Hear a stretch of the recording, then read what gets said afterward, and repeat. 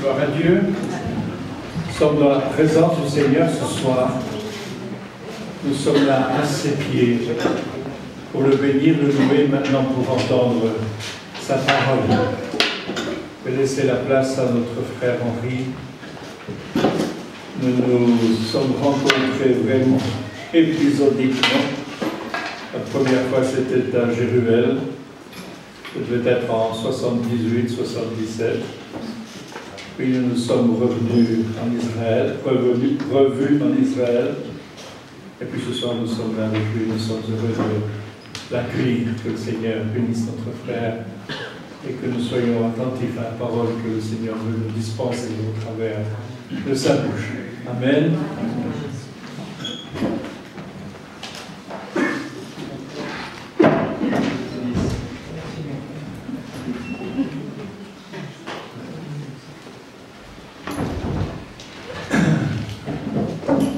Que Dieu soit béni. Ben, je voudrais remercier mon frère Jean-Pierre et puis aussi Werner pour leur invitation à ces quelques soirées d'enseignement. Je me réjouis d'être ici au milieu de vous. C'est une grâce de Dieu de pouvoir toujours enseigner, prêcher sa parole. Et je vous transmets aussi les salutations de notre église de Beau-Soleil, près de Monaco. Beau soleil au nom bien nommé. Vous avez le soleil de la justice aussi ici. Amen.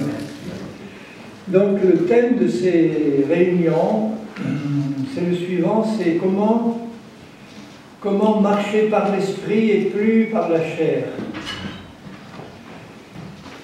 C'est un thème qui doit nous intéresser tous parce que je crois que le problème numéro un dans beaucoup d'églises, c'est une chair qui n'est pas encore crucifiée, qui est encore trop vivante et qui laisse trop de dégâts au milieu des chrétiens. Et l'apôtre Paul a reçu la révélation de la victoire. Et j'avais lu des centaines de fois ces passages et je dois dire que ça m'était rentré par une oreille ou par un œil et sorti par l'autre. Et il a fallu vraiment que j'arrive au point où dans mon cœur, j'ai crié à Dieu de tout mon cœur en disant, comme Paul le dit, « Misérable que je suis, qui me délivrera de ce corps de mort ?» Et il a eu la réponse, et nous devons donc la voir et bien la connaître. Et je me suis rendu compte aussi qu'il y avait un certain nombre de définitions dans la Bible qu'on acceptait comme ça, sans trop savoir ce qu'il y avait dedans. Par exemple, le vieil homme, l'homme nouveau, la chair, l'esprit. Ce sont des définitions où on met quelquefois beaucoup de choses qui ne correspondent pas à la réalité de la Bible. Et donc je vais faire un effort pour bien définir clairement toutes ces choses, pour qu'on puisse comprendre vraiment, d'abord, puisque avant de l'accepter par la foi, il faut le comprendre par la révélation de l'Esprit et de sa parole, ce que le Seigneur a révélé à Paul, il veut nous le révéler à chacun de nous. Alors, le passage que j'avais proposé pour servir de guide à ces réunions, pour commencer par là, c'est ce passage que vous connaissez sans doute bien dans l'Épître aux Galates. Les Galates, c'était des Gaulois, vous vous rappelez? C'était des Gaulois qui avaient émigré en Turquie et qui avaient dû garder certains défauts de leurs ancêtres gaulois ou de leur peuple gaulois. Et Paul, l'Épître aux Galates est une des rares où Paul secoue vraiment une église en leur disant « Mais Galates insensés, qui vous a ensorcelés? Galates insensés, vous marchiez par l'esprit et vous retombez maintenant dans la chair, sous la loi. » Et il leur dit au chapitre 5 et au verset 16, j'aimerais lire même un peu plus haut, à partir du verset 13, Galates 5, 13, il leur dit, frères, vous avez été appelés à la liberté. Et donc nous tous, on est appelés à la liberté. Seulement, ne faites pas de cette liberté un prétexte de vivre selon la chair. On peut dire, oui, Dieu m'a libéré, alors maintenant je peux m'éclater. Bon, si j'ai ce raisonnement-là, je vais laisser la chair se manifester et elle va produire tout ce qu'on peut voir comme effets indésirables qui sont décrits un peu plus loin. Il leur dit, c'est pas comme ça que Dieu nous appelle à vivre, mais rendez-vous par l'amour. Charité, c'est l'amour de Christ, serviteurs les uns des autres. Car toute la loi est accomplie dans une seule parole, dans celle-ci, tu aimeras ton prochain comme toi-même. Et Jésus dit, tu aimeras ton prochain comme moi-même je t'ai aimé. Là, c'est encore plus clair. Aimer quelqu'un comme Christ nous a aimés. Ça, c'est marcher vraiment par l'esprit. Et pour pouvoir faire ça, il ne faut pas que la chair ait la moindre possibilité de s'exprimer, parce que sinon, ça gâche tout. Mais si vous vous mordez et si vous vous dévorez les uns les autres, prenez garde que vous ne soyez détruits les uns par les autres. Je dis donc, marchez selon l'esprit, et vous n'accomplirez pas les désirs de la chair. Vous voyez comme c'est simple. Marchez donc selon l'esprit, et la chair n'aura plus son mot à dire. Car la chair a des désirs contraires à ceux de l'esprit. L'esprit en a de contraires à ceux de la chair. Je ne sais pas si vous avez des versions modernes, mais dans les versions modernes, on a remplacé le mot chair par votre nature propre ou votre nature humaine. Et ce n'est pas du tout ça, parce que si on fait croire aux chrétiens que la chair c'est leur nature propre, comment est-ce qu'ils peuvent vivre dans la nouvelle nature que Jésus leur a acquise par son sacrifice? Notre vraie nature, c'est la nouvelle nature que Jésus nous a acquise par sa résurrection. Et si on nous demande de vivre selon notre nature propre, c'est par l'esprit régénéré. La chair, ce n'est plus notre nature propre. Il explique, et je vais donner la définition que Paul utilise par ailleurs pour nous expliquer ce que c'est que la chair. Alors il dit, la chair et l'esprit sont opposés entre eux afin que vous ne fassiez pas ce que vous voudriez. Sous-entendu, quand vous êtes contrôlé par la chair, vous allez faire des choses que Dieu ne veut pas que vous fassiez. Et donc il faut apprendre à ne plus se laisser contrôler par la chair pour laisser l'esprit nous diriger pleinement. Et si vous êtes conduit par l'esprit, vous n'êtes plus sous la loi. Comment donc être conduit par l'esprit du matin au soir, 24 heures sur 24, 7 jours sur 7, 365 jours par an? Être conduit par l'esprit, c'est marcher comme Jésus. Vous vous rappelez que dans le sermon sur la montagne, Jésus a dit « Soyez parfaits, comme votre Père Céleste est parfait. » Ni plus ni moins. La première fois que j'ai lu ça, j'ai pensé dans mon cœur, Seigneur, je crois que tu mets la barre un peu haut. Soyez parfaits comme Dieu est parfait. Et c'est un ordre. Alors si je m'adresse à l'un de vous, imaginez les disciples qui entendent ça, et je vous dis, bon maintenant, mon frère, l'ordre de Dieu pour toi, c'est que tu sois parfait comme Dieu. Tu vas dire, bon, je veux bien, mais ça risque de prendre du temps. Ça risque d'être dur, long, pénible. Comment arriver à cette perfection-là que Dieu m'ordonne de manifester dans ma vie pratique?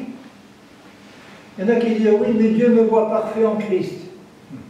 C'est pas suffisant. Quand il me dit d'être parfait comme Jésus, c'est sur la terre maintenant. Dans le ciel, tout le monde sera parfait. C'est un commandement qui me concerne pour maintenant. Vous pensez que c'est possible d'atteindre ça? Hein, franchement? Oui ou non? Le oui n'est pas massif. Le oui n'est pas massif, là. Mais je vous comprends. Alors, au verset 19, il dit « les œuvres de la chair ». Voilà la chair, ce qu'elle produit comme résultat dans notre vie quand elle nous contrôle. La chair, alors, il commence par son manifeste, ça veut dire elle ne peut pas rester cachée. L'adultère, l'impudicité, l'impureté, la dissolution, ça veut dire on n'a plus du tout de retenue. La dissolution, l'idolâtrie, c'est pas rien ça.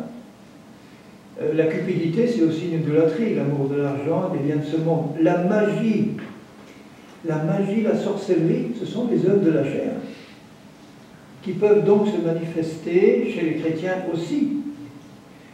Alors là, on entre après dans des dans des situations plus communes. Les inimitiés, les querelles, les jalousies, les animosités, les disputes, les divisions, les sectes, l'envie, les meurtres. Et rappelez-vous que Jésus dit dans le Sermon sur la montagne que si je me mets en colère contre mon frère, je suis un meurtrier dans mon cœur. Ça vous arrive de vous mettre en colère contre votre femme ou votre mari? Parlons des personnes qui nous sont les plus proches, puisque c'est là que ça se produit d'abord. Ensuite, contre nos frères, nos sœurs. Il dit ensuite les meurtres, l'ivrognerie, les excès de table et les choses semblables. La liste n'est pas terminée. Donc toutes ces choses-là se manifestent dans la vie d'un chrétien qui est plus ou moins contrôlé par la chair. Et on peut reconnaître là des choses qui peuvent se manifester dans notre vie personnelle aussi, hein, honnêtement. Les animosités, les inimitiés, les querelles. Regardez les querelles entre églises chrétiennes. Regardez la difficulté à être dans une communion fraternelle, sincère, avec des frères et sœurs qui ne sont pas de la même dénomination que nous. Pour ma part, je veux travailler pour le corps de Christ. J'appartiens à une assemblée de Dieu, mais je veux travailler pour tout le corps de Christ. Je prends des contacts avec mes frères baptistes, mes frères évangéliques et autres, et s'ils veulent bien m'accepter, s'ils n'ont pas peur d'un pentecôtiste, je vais enseigner chez eux. Mais il y en a certains, il faut les apprivoiser parce qu'il y a eu tellement de souffrance dans ces disputes entre dénominations qu'il faut leur montrer qu'un pentecôtiste qui n'est pas dangereux, ça existe.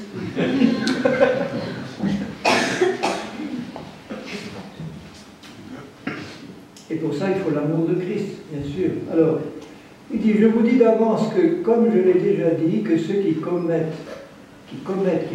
de telles choses, n'hériteront pas le royaume de Dieu.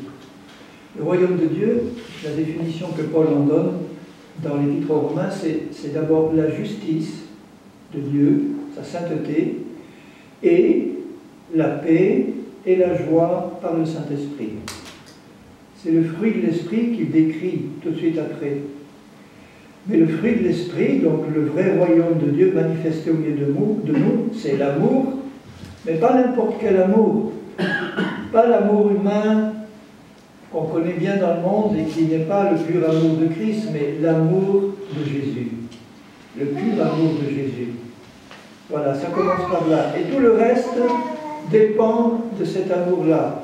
L'amour, la joie, la paix, la patience, la bonté, la bienveillance, la foi ou la fidélité, la douceur, la tempérance ou la maîtrise de soi.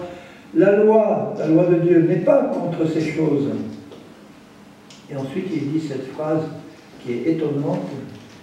Ceux qui sont à Jésus-Christ ont crucifié la chair avec ses passions et ses désirs.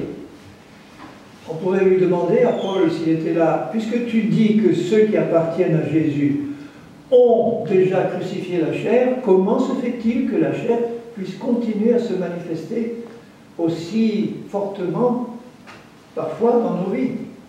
Qu'est-ce que ça veut dire là? Et comment marcher dans cette crucifixion? Ceux qui sont, il parle au passé, vous remarquez, ont crucifié la chair avec ses passions et ses désirs. C'est comme si Dieu nous disait, puisque votre chair est crucifiée, donc, maintenant vous n'avez aucune difficulté à marcher selon l'esprit, puisque la chair est crucifiée. Comment ça se fait qu'elle continue à se manifester? Luther disait, oui, il est dit que le vieil homme, il est enterré par le baptême, ou noyé dans le baptême, mais il sait très bien nager. Et il ressort tout le temps la tête. Ça montre que Luther n'avait pas compris ce que c'est vraiment que le vieil homme. Parce que si le vieil homme est vraiment mort en Christ, il ne peut pas ressusciter comme ça. Il faut donc qu'on entre dans des définitions plus précises et qu'on comprenne quelle est la différence entre le vieil homme et la chair, par exemple. On enseigne souvent que la chair, c'est notre vieil homme. Or, ce n'est pas du tout ça. La chair, ce n'est pas notre nature humaine. La chair, ce n'est pas le vieil homme. La chair, c'est autre chose. Là, si nous vivons par l'Esprit, marchons aussi selon l'Esprit. Vous voyez que pour marcher selon l'Esprit, il faut savoir ce que c'est que vivre selon l'Esprit. Comment vivre en étant plongé dans l'Esprit de Dieu et en étant en permanence contrôlé, conduit par l'Esprit de Dieu. Et c'est à ça que sont appelés tous les chrétiens, parce que si je regarde une ou deux pages plus loin, dans l'Épître aux Éphésiens, où il dit, au chapitre 4 et au verset 11 de l'Épître aux Éphésiens, Paul leur dit ceci, que Dieu a donné, alors les ministères que nous connaissons, les 5 ministères, Dieu a donné les apôtres, les prophètes, les évangélistes, les pasteurs et les docteurs ou enseignants, et il montre que le seul but unique de tous ces ministères, même des évangélistes, c'est pour le perfectionnement des saints. Un évangéliste qui travaille selon la pensée du Seigneur, il va amener des âmes au Seigneur, et dans sa pensée, il devrait tout de suite dire, il faut que je les confie aux autres ministères pour pouvoir être perfectionnés et qu'on ne les laisse pas dans la nature avec leur salut, alors que derrière, il n'y a pas de suivi. C'est pour ça qu'ils travaillent ensemble, parce que le but unique, c'est que ces saints-là que Dieu crée par la conversion à Christ, il faut les perfectionner. Nous sommes des saints qui ont besoin d'être perfectionnés, amenés à la perfection que Dieu nous commande de manifester dans nos vies. Et pendant des années, je vous avoue que j'enseignais, mais je ne savais pas ce que c'est que perfectionner les saints, ou du moins j'en avais une idée, mais ce n'était pas la bonne. Je leur disais, si vous voulez avancer dans le perfectionnement, il faut vous lever tôt le matin, il faut passer un bon moment avec le Seigneur, il faut jeûner, il faut être fidèle aux réunions, il faut étudier votre Bible, il faut persévérer dans la communion fraternelle, tout ça, oui, c'est bon. Mais je pratiquais tout ça, et ce n'est pas tout ça qui a amené ma chair à la mort. Et je le voyais bien dans ma vie personnelle, qu'il y avait des choses que je devais régler dans mon caractère, dans ma façon de me comporter, et que malgré tout ce que je faisais, malgré mes résolutions, je n'avais pas la victoire sur ces traits de caractère que je n'arrivais pas à remplacer par le caractère de Jésus. Ça vous est arrivé, ça, ce genre d'expérience? J'étais, avant de me convertir, j'étais un boudeur. Vous savez ce que c'est, boudeur? Quelqu'un qui boude. Je ne me mettais jamais en colère. Je n'aimais pas ça, mais quand, en général, c'était ma femme qui provoquait ça. Quand ma femme me traitait injustement ou d'une manière que je considérais comme injuste, je commençais à bouder. Je me taisais, et pendant 2-3 jours, je ne lui disais rien. C'était dur, hein? Et après, je n'arrivais pas à sortir de ma bouderie, parce que pour en sortir, il fallait m'humilier, il fallait demander pardon, il fallait... et c'était dur. Bon, quand je me suis converti, je boudais moins, mais le problème n'était pas réglé. Je continuais à bouder, ce n'était pas 3 jours, un jour, une demi-journée, mais même 1 heure, même 5 minutes. Le Saint-Esprit me disait, là tu boudes, il faut que tu arrêtes de bouder. Ok Seigneur, promis, je vais arrêter de bouder. Et puis 5 minutes après, voilà.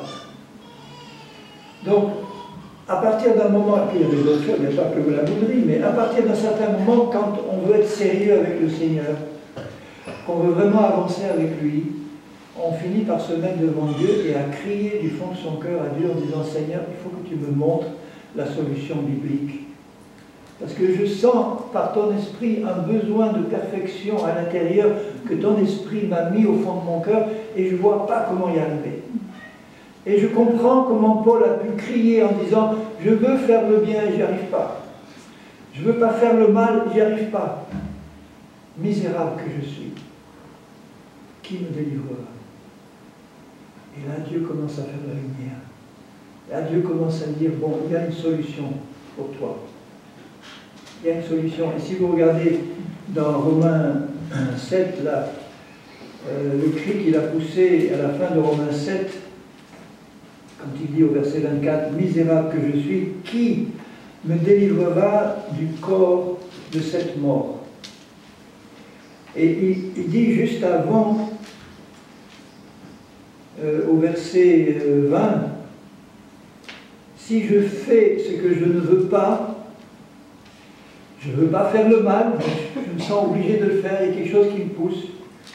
Ce n'est pas moi qui le fais, c'est le péché qui habite en moi. » Il a compris que quelque part en lui, il y avait une puissance de péché qui habitait, qui le contrôlait et qui le poussait à faire des choses qu'il ne voulait pas faire, mais il n'y arrivait pas. On connaît tous ça. Hein? Tous, sans exception, au moins au début de la vie chrétienne, on passe par là. Le tout, c'est d'en sortir un jour. Parce qu'il y en a qui n'en sortent jamais.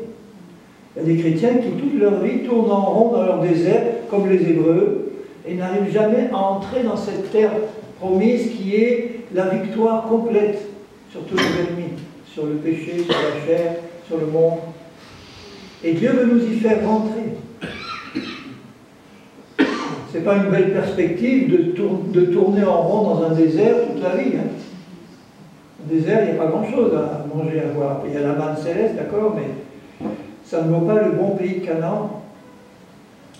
Et il dit, je prends, au verset 22, je prends plaisir à la loi de Dieu selon l'homme intérieur.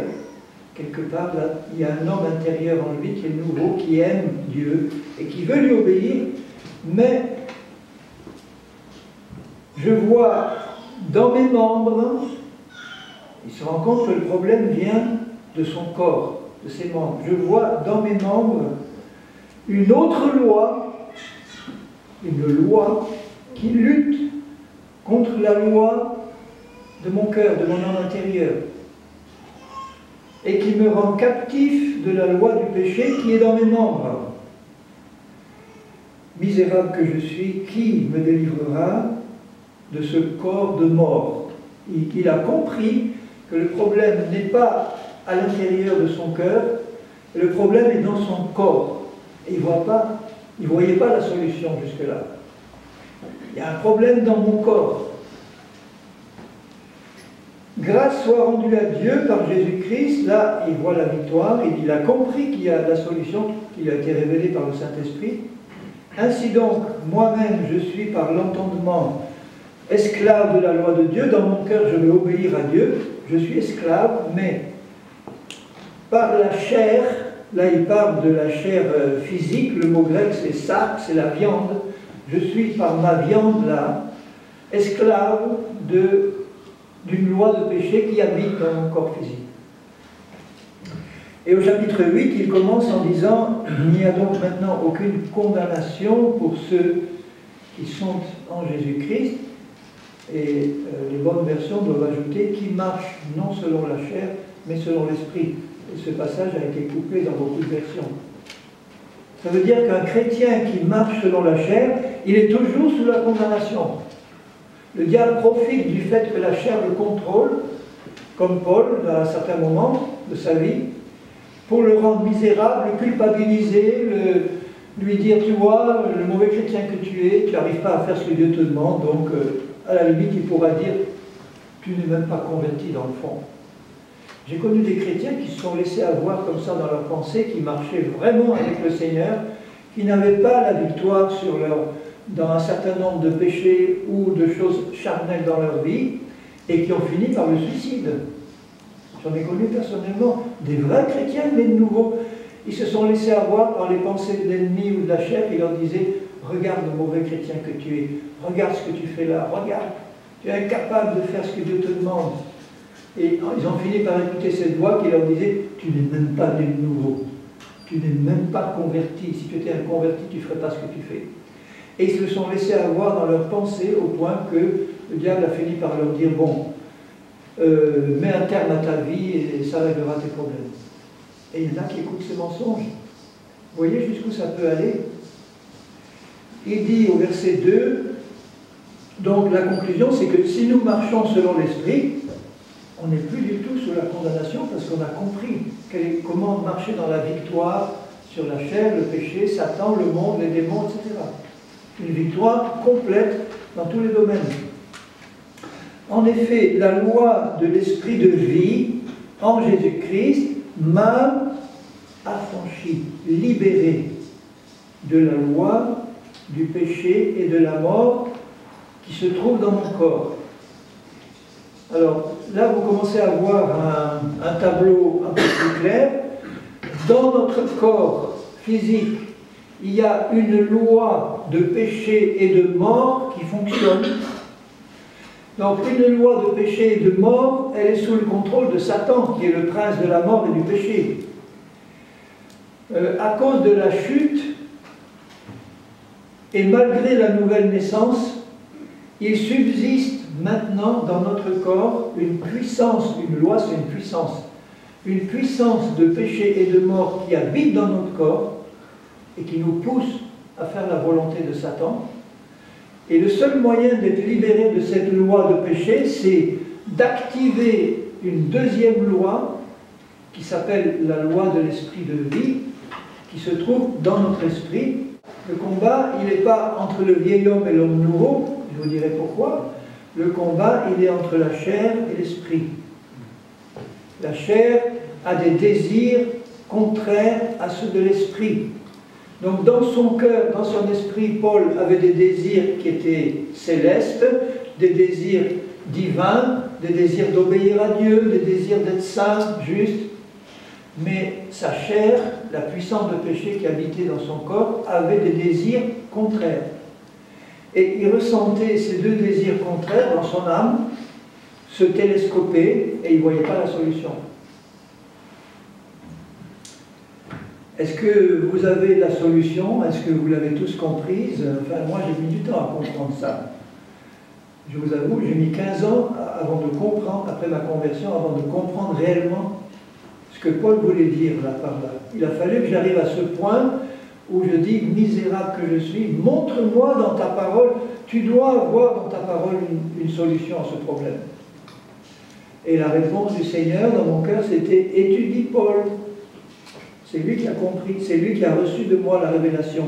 Étudie Paul pour ce point précis. La loi de l'esprit de vie en Jésus-Christ m'a libéré de la loi du péché et de la mort qui reste présente dans mon corps physique. Tant qu'on sera sur cette terre, tant que Jésus n'est pas encore revenu, qu'on est dans ce corps de mort, on sera soumis à la présence de cette puissance de péché dans notre corps, mais on est libéré de son contrôle si on sait comment marcher par l'esprit.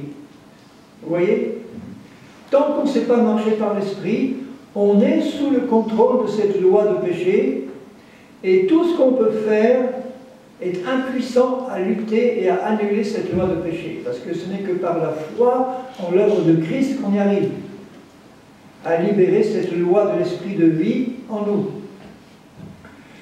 On ne va jamais supprimer la présence de la chair dans notre corps mortel, mais on peut supprimer son influence sur nous. On peut la rendre impuissante. On peut l'empêcher d'agir. On peut la garder prisonnière dans notre corps pour qu'elle ne nous contrôle plus. À ce moment-là, notre corps est libéré et il peut devenir un instrument pour l'esprit. Et à ce moment-là, on marche comme Jésus a marché, naturellement et sans effort. Parce que si on se force à marcher par l'esprit, c'est encore la chair qui nous pousse. Donc il est possible d'avoir une pleine victoire sur ce problème-là. Alors maintenant, ça m'oblige à définir un certain nombre de choses. D'abord, définition de la chair. Le mot chair. Dans le langage de Paul, le mot chair a deux définitions bien différentes selon le contexte. La première définition, c'est que la chair désigne, le mot chair désigne notre corps physique, tout simplement.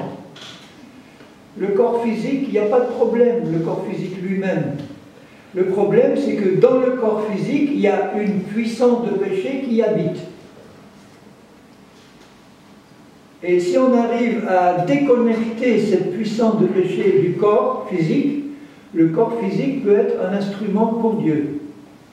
Mais tant que la chair est collée à ce corps physique et qu'elle le contrôle, le corps ne pourra pas vraiment être un instrument de Dieu, il va continuer à être un instrument de Satan, et de la chair. Plus ou moins, évidemment, puisqu'on n'est pas à 100% quand on est chrétien contrôlé par la chair en permanence. Mais quand on est contrôlé par la chair, ça fait des dégâts. Je connais un frère je connais depuis des années, un frère qui est né de nouveau, baptisé de l'Esprit, qui avait un ministère, il était responsable d'un groupe chrétien. Et puis ça n'allait pas très bien avec son épouse, au sens qu'il n'avait pas vraiment une communion profonde tous les deux chrétiens et nouveaux. Et il y a quelques mois, alors que je passais dans sa région, il m'a appelé au téléphone en me demandant de m'arrêter, et puis on s'est donné rendez-vous près de l'autoroute. On a passé un bon moment, et il m'a dit, il m'arrive quelque chose que je ne comprends pas, et j'arrive pas à en sortir. Je lui ai dit, qu'est-ce qui t'arrive? Ben, bon, je sais que la femme que j'ai, elle m'est donnée par Dieu, c'est la femme que Dieu a choisie pour moi. Mais on n'est pas, il y a des tensions, il y a un manque de communion depuis des années, on n'arrive pas à régler ça. Et dernièrement, une collègue de bureau à moi, une femme qui n'est pas convertie, qui passait par un problème très difficile, j'ai eu à cœur de la consoler un peu, afin de l'exhorter ou de l'aider dans son problème. Là, il faut être prudent dans ce domaine. Et il me dit, et j'ai senti tout à coup jaillir dans mon cœur un amour puissant pour cette femme-là. Alors ça, c'est la chair ou l'esprit? Donc vous voyez que dans les manifestations de la chair, il n'y a pas que la colère, le meurtre, bon, les choses comme ça. Il y a aussi un amour puissant qui n'est pas de Dieu et qui n'est pas permis par Dieu. Et elle dit, ça a été plus fort que moi. Et je n'ai pas pu résister. J'ai dit, oui, mais tu n'as pas compris comment vaincre cette loi de péché et de mort, parce que cet amour-là illicite vient de la chair, vient d'une puissance des ténèbres, et tu n'as pas eu la connaissance, la puissance pour pouvoir résister, et ce n'est pas par tes résolutions, par ta volonté que tu peux résister à ça.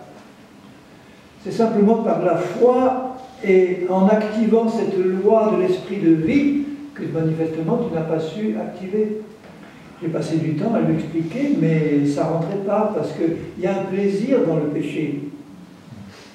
Quand je l'ai entendu me dire, ce frère, me dire, oui mais tu comprends, c'est tellement agréable, cette femme m'a rendu confiance en moi-même, elle m'a libéré en quelque sorte.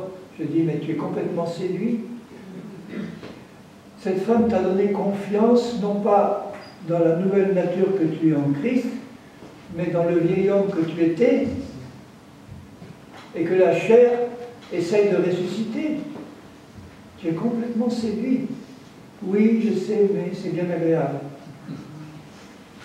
S'il n'y a pas une repentance qui vient à ce moment-là, et il me dit, je sais que si la dernière trompette sonne maintenant, je ne serai pas enlevé. C'est risqué de raisonner comme ça.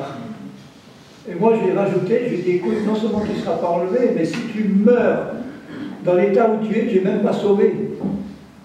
Tu imagines imaginez un chrétien qui est en train de coucher avec une femme qui n'est pas la sienne, et la dernière trompette sonne. Vous pensez qu'il va être enlevé? Il ne peut pas être enlevé. Parce que Jésus vient enlever une épouse sans ride ni tache. Et pour ça, on a besoin de confesser nos péchés comme Dieu nous les montre, de nous repentir, et le sang de Jésus efface. Mais le problème des chrétiens qui confessent constamment leurs péchés et qui y retombent, c'est qu'ils prennent des risques. Il vaut mieux donc apprendre à marcher selon l'Esprit, ce qui affermit notre marche chrétienne dans la sainteté, et qui nous permet de ne pas chuter constamment dans le péché pour demander constamment pardon et recommencer à chuter et recommencer. Dieu nous pardonne 70 fois 7 fois. Il est prêt à nous pardonner en permanence, mais c'est bien mieux pour lui et pour sa gloire de pouvoir mener une vie où on voit qu'on a la victoire sur le péché. On rend un témoignage là qui est beaucoup plus à la gloire de Dieu que si on chute constamment et qu'on demande constamment pardon. Merci Seigneur pour ceux qui demandent constamment pardon. Mais il y a un progrès à faire dans notre marche chrétienne où on comprend comment avoir la victoire sur la chair et sur le péché. Qu'on puisse donner un témoignage à la gloire de Dieu qui va faire envie aux gens du monde. Alors, la définition donc, de la chair selon Paul, c'est que ça peut être notre corps physique, tout simplement, ou deux, selon le contexte, que c'est une puissance ou une loi de péché et de mort qui habite dans notre corps physique et qui y reste même après notre nouvelle naissance. Elle reste là présente. Et cette loi de péché, on vient de voir dans Galates 5, elle a des désirs contraires à ceux de l'esprit. Si vous regardez dans Éphésiens, où on était tout à l'heure, Éphésiens 2, où Paul dit aux Éphésiens, vous étiez morts par vos offenses et par vos péchés dans lesquels vous marchiez autrefois, selon le train de ce monde, selon le prince de la puissance de l'air, de l'esprit qui agit maintenant dans les fils de la rébellion, et nous tous aussi nous étions de leur nombre, et nous vivions autrefois selon les convoitises de notre chair, accomplissant les volontés de la chair et de nos pensées. Donc la chair, elle a des désirs, des pensées, des convoitises, des passions qui sont contraires aux volontés, aux désirs et aux passions de Dieu et de l'Esprit. Mais une puissance qui habite dans notre corps et qui a des désirs, des passions, des volontés, des stratégies, c'est une puissance personnelle. Ce n'est pas quelque chose de neutre comme une table. Et ce n'est pas en même temps notre nature à nous. Puisque notre nouvelle nature, c'est notre nature véritable en Christ. J'ai enseigné la psychologie à l'université de Grenoble et je sais que quelqu'un qui a deux natures opposées en même temps, c'est quelqu'un qui a des problèmes psychologiques graves. Et Dieu n'a pas fait de nous, chrétiens, des schizophrènes spirituels, avec deux natures opposées en même temps. Une vieille nature mauvaise et une nouvelle nature qui serait bonne. Et il y a beaucoup de chrétiens qui pensent ça, qu'ils ont deux natures opposées en eux. Une mauvaise, qui se manifeste par certains moments par des mauvais comportements, et une bonne. Et je le pensais aussi à un moment donné. Et heureusement que j'ai fait un peu de psycho pour vous montrer que c'était stupide de penser ça. Alors où est la solution? Alors j'explique que il y a certains de mes amis pentecôtistes qui n'aiment pas entendre ça. Peut-être que ça va choquer quelques-uns d'entre vous, mais ça permet de comprendre. Si la chair est une loi de péché qui habite dans notre corps, et que cette loi de péché a des pensées, des désirs, des émotions, des volontés qui sont en fait celles de Satan, cette puissance de péché, elle fonctionne comme un démon, mais ce n'est pas un démon. C'est pour vous donner une idée de ce que c'est. Elle a des pensées, elle vous les transmet et elle essaye de vous les donner pour que vous les acceptiez. Parce qu'elle sait qu'à partir du moment où vous acceptez les pensées de la chair et que vous les faites vôtres, vous allez vous comporter selon les pensées que vous recevez. Si vous recevez les désirs de la chair et que vous les faites vôtres, vous allez vous comporter selon les désirs que vous croyez être les vôtres.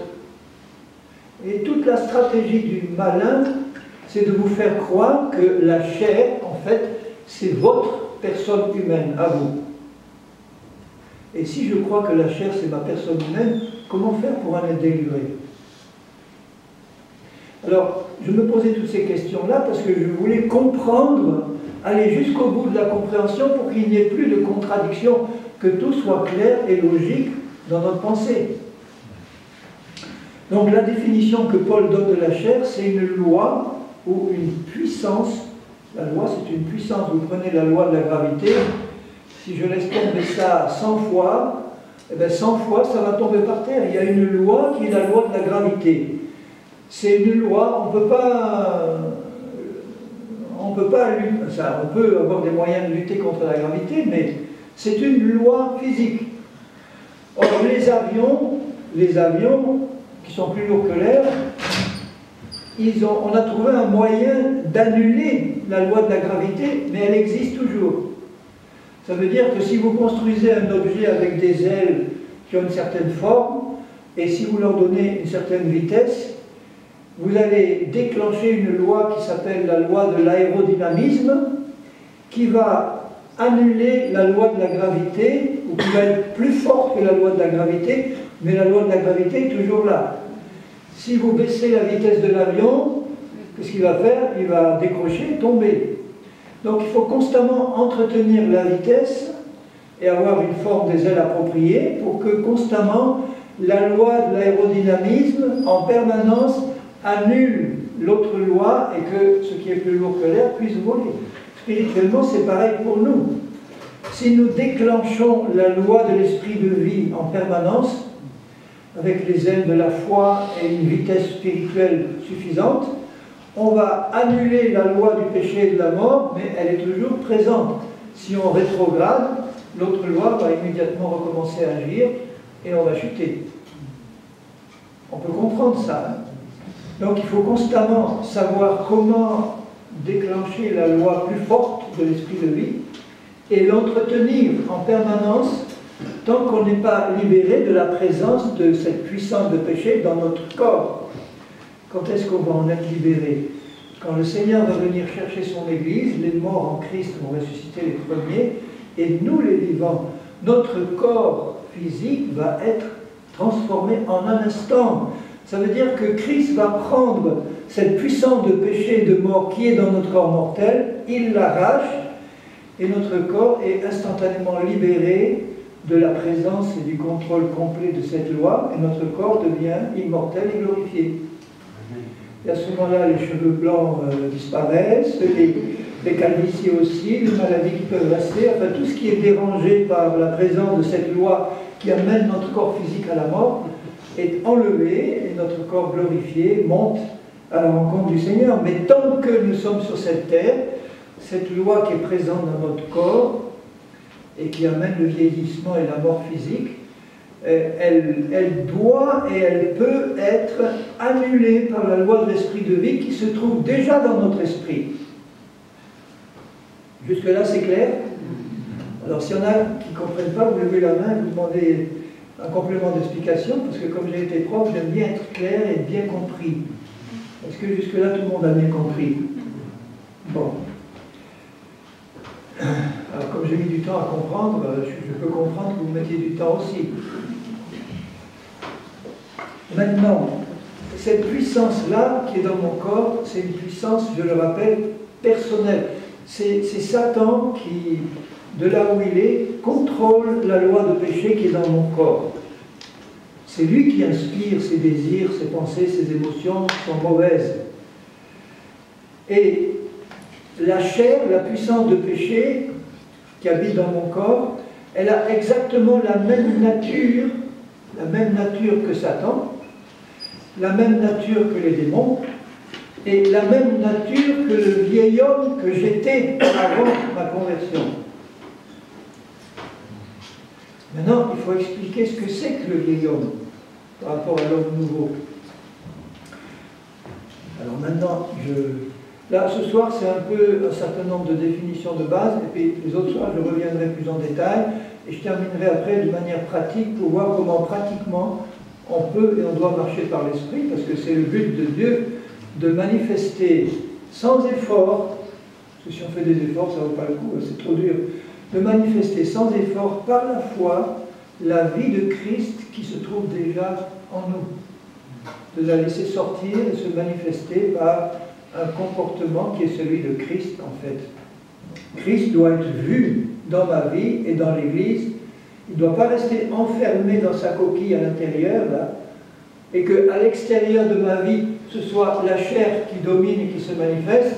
Ce n'est pas honorer la présence de mon Dieu qui est à l'intérieur et qui voudrait se manifester, mais qui ne peut pas parce que nous, on n'a pas compris comment le laisser sortir de sa prison. Christ est trop souvent emprisonné à l'intérieur de nous. Quand la chair nous contrôle à l'extérieur, Christ est emprisonné à l'intérieur. Et il voudrait se manifester pour que ce soit l'esprit qui se manifeste et plus la chair. Dans la première aux Thessaloniciens, au chapitre 5, Donc chaque soir, je finirai un peu vers 9h25, comme ça laisse le temps de finir par la prière, passer un moment. J'ai l'habitude à la fin des réunions de prier pour ceux qui ont des besoins. Donc à la fin de la réunion, ceux qui ont à partir, vous partirez, mais je resterai disponible pour prier individuellement pour certains d'entre vous, si vous le souhaitez ou le désirez, que ce soit pour un problème physique ou intérieur, ou si vous avez à cœur, bien sûr, de le faire. Parce que je sais que Jésus veut toujours confirmer sa parole par des guérisons, des miracles et des prodiges, et j'en vois régulièrement, et je bénis Dieu parce qu'il est fidèle à sa parole. Maintenant, il dit dans la première aux Thessaloniciens, au chapitre 5, au verset 23, que le Dieu de paix vous sanctifie lui-même tout entier. Donc c'est Dieu qui nous sanctifie, mais c'est à nous de nous laisser sanctifier. Il ne va pas sanctifier un chrétien qui ne veut pas, ou qui n'est pas désireux, ou qui se complaît dans la chair. Que le Dieu de paix vous sanctifie lui-même tout entier, et que tout votre être, l'esprit, l'âme et le corps, soit conservé irréprochable. Vous voyez les mots qu'il emploie? Conservé irréprochable. On conserve en général quelque chose qu'on a amené à un certain état.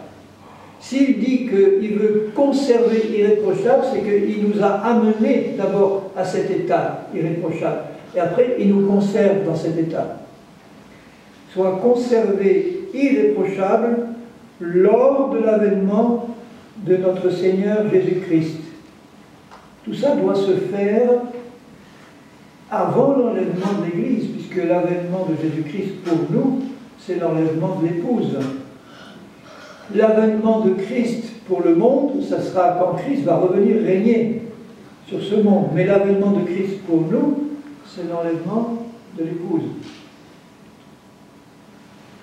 Et c'est celui qui vous a appelé est fidèle, et c'est lui qui le fera dans la vie de ceux qui le croient, qui le désirent, qui le croient, qui va le faire.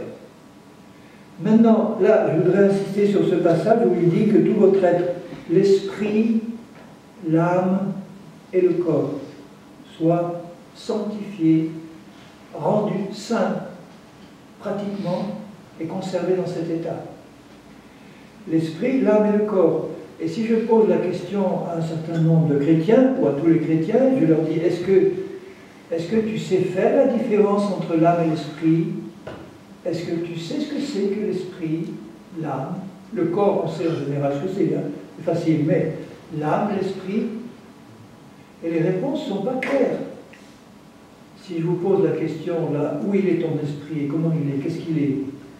Au début de ma conversion, je pensais que mon esprit, c'était une partie de mon être intérieur qui me mettait en communion ou en contact avec Dieu qui est esprit. Bon, c'est pas faux entièrement, mais c'est pas très précis quand même. Je mettais ça, oui. Il y avait une question? Non. Ah non, c'était pas très clair comme définition. Alors, il a fallu que je fouille un peu mieux. Alors, en psychologie, la psychologie, c'est la science de l'âme.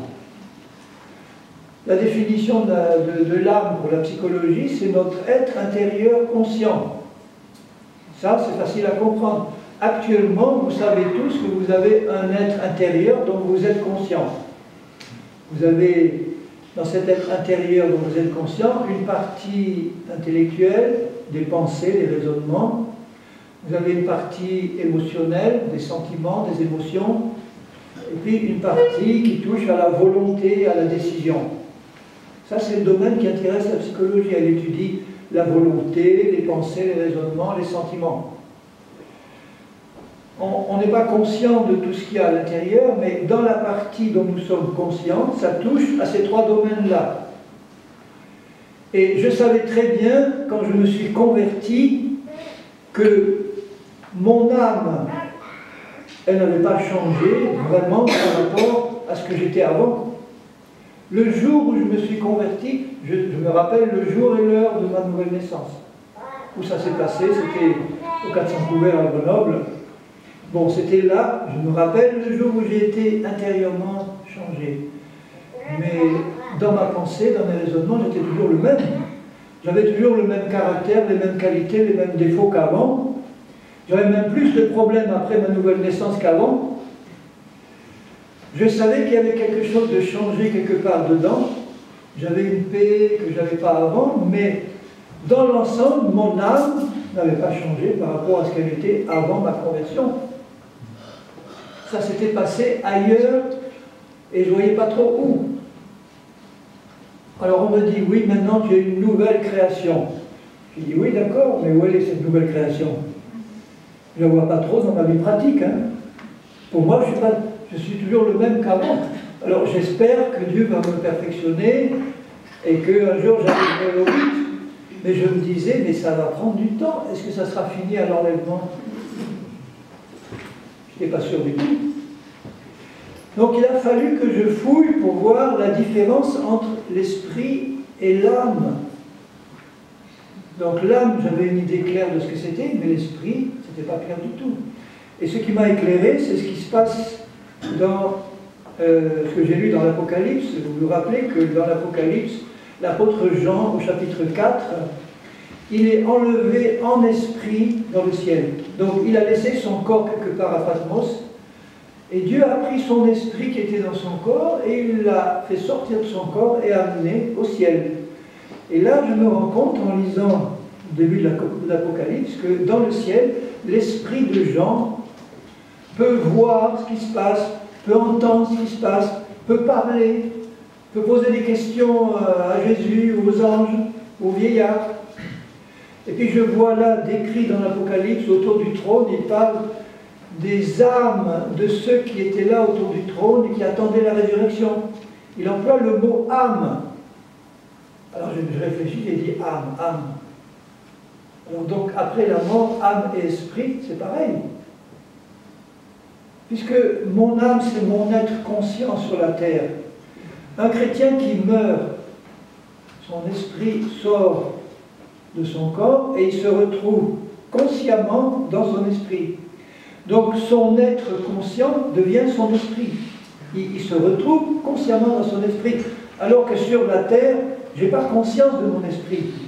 J'ai conscience que j'ai une âme qui pense, qui réfléchit, qui a des sentiments, mais je ne vois pas mon esprit. Tandis qu'après la mort, le chrétien qui meurt, il le voit son esprit, il y est dedans. Il y est consciemment dedans. Et je vois les esprits de ceux qui sont autour du trône décrits. Ils ont des palmes dans les mains, dont leurs esprits ont des mains. Ils ont une robe blanche sur leur corps spirituel, entre guillemets, leur forme spirituelle. Ils ont des pieds pour se tenir debout. Ils ont des oreilles, des yeux pour entendre et voir. Si vous pouviez voir votre esprit maintenant là, si vous pouviez voir votre esprit, vous verriez un homme ou une femme intérieure complète avec une tête, des bras, des yeux, des jambes, des oreilles, fait d'une substance spirituelle alors que notre corps est fait d'une substance matérielle. Notre corps, ce n'est que l'enveloppe extérieure de notre esprit qui a la même forme exactement que notre corps. Notre corps, c'est un instrument qui est plaqué sur l'esprit pour pouvoir agir dans le monde matériel. Alors que notre esprit, c'est un homme intérieur qui, lui, peut être en contact avec le monde spirituel. Et donc, si vous voyez votre esprit, vous voyez une femme, parce que notre esprit est sexué, ou un homme, complet, avec des oreilles, des yeux spirituels pour voir, entendre dans le domaine spirituel. Et c'est cet esprit-là qui a été recréé à neuf à la nouvelle naissance, à la conversion. Et comme on ne sait pas ce qui s'est passé, on peut avoir conscience qu'il s'est passé quelque chose, mais on ne réalise pas qu'au moment où un pécheur qui est convaincu de pécher par le Saint-Esprit se tourne vers Dieu repentant et lui dit « Seigneur, oui, je suis pécheur, je te demande pardon, je reconnais que Jésus-Christ est mort sur la croix pour moi. Et je t'ouvre mon cœur et je te prie d'entrer maintenant, je fais de toi mon sauveur et mon maître. Je crois que ton sang efface Ce qui se passe à ce moment-là, c'est deux choses. C'est que le sang de Jésus efface tous nos péchés. Gloire à Dieu. Tous effacés. Et en plus, il fait passer mon esprit par une nouvelle naissance. C'est comme si, au début de la création, Dieu a créé Adam d'abord et Ève ensuite, mais avant de créer Adam, il dit au pluriel, parce qu'ils sont trois, Père, Fils, Saint-Esprit, il dit « Faisons l'homme à notre image, à notre ressemblance ». Et donc il a créé, il a façonné le corps de la poussière de la terre et il a injecté dans ce corps un esprit qu'il a créé, l'esprit d'Adam, qui était à l'image de Dieu. Et l'image de Dieu, c'est la sainteté. Et la perfection dans la sainteté, pas la perfection dans l'omniscience, l'omniprésence. Il n'y a que Dieu qui est omniscient, omniprésent, omnipotent, mais parfait en sainteté. Et donc le vieil homme, dans la définition biblique, le vieil homme, c'est mon esprit avant qu'il soit né de nouveau. Avant qu'il soit né de nouveau, mon esprit existe, mais il est plongé dans la mort spirituelle. Il est coupé de Dieu. Il est sous le contrôle de Satan. Et dans le monde qui nous entoure, les seuls qui savent ce que c'est que l'esprit, malheureusement, ce sont les sorciers, les magiciens, les occultistes, qui peuvent sortir de leur corps en esprit, consciemment, faire leur besogne là, dans les lieux célestes de Satan, et retourner dans leur corps. Il y a une vingtaine d'années, j'ai eu à m'occuper de satanistes qui sortaient du satanisme, et eux, ils savaient parfaitement quel était leur esprit et ce qu'ils faisaient.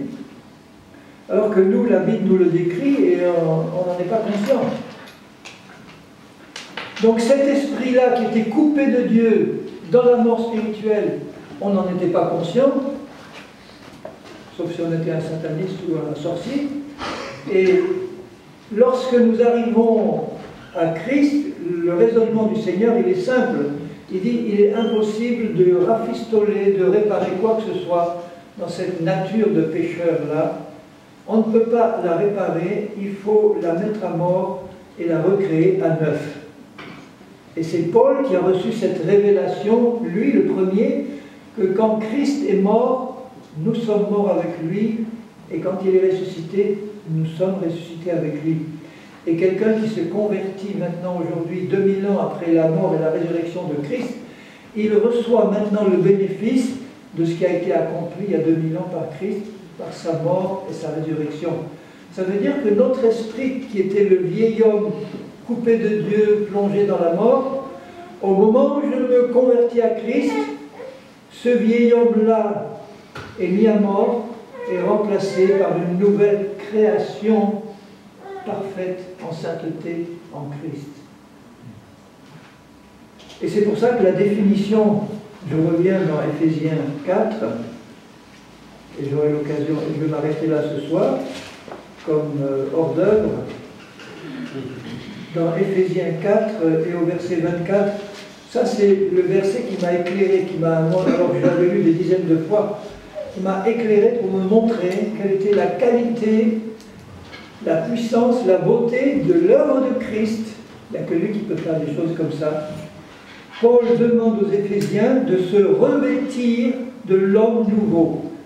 L'homme nouveau qu'ils sont à l'intérieur, c'est-à-dire cet esprit nouveau, recréé, il le définit comme étant créé selon Dieu, ça veut dire à l'image de Dieu. Et vous savez qui est l'image de Dieu? C'est Christ. Notre esprit, à la nouvelle naissance, Jésus-Christ le crée absolument nouveau à son image à lui. Si vous regardez Christ dans l'Évangile, dans la Bible, vous voyez le modèle parfait de la nouvelle création qu'il fait dans notre esprit régénéré. C'est comme s'il disait, comme il l'a dit au début, maintenant, recréons l'homme à notre image.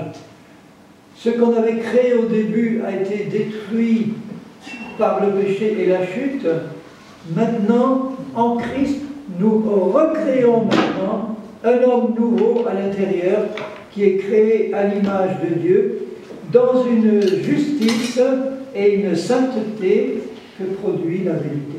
La vérité, c'est Jésus, c'est lui qui nous recrée à l'intérieur, et nous devons savoir qu'au moment où nous sommes nés de nouveau, nous sommes à l'intérieur une nouvelle création qui est justice même de Dieu, sainteté parfaite de Dieu, et qu'il nous donne à l'intérieur, en créant cette nouvelle personne que nous sommes, il nous donne sa sainteté, sa justice et sa perfection en sainteté.